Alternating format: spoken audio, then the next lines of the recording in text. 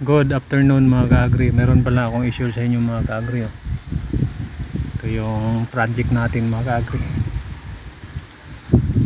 Kaysa itapon mo tong ano na to, yung ano ng soft drinks, Coca-Cola ba, hatiin mo lang mga ka-agri. Tapos yung gulay na tira-tira, wag mong ano yun mga ka-agri,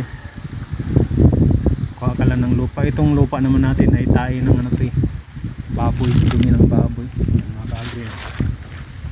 Yan, nakagulay na tayo dito mga ka-agri. Mga ka-agri no, hindi ka na pumili ng gulay. Yan ginagawa natin, paikutan natin ng ano to mga ka-agri, paikutan natin ng sari-saring gulay to. Yan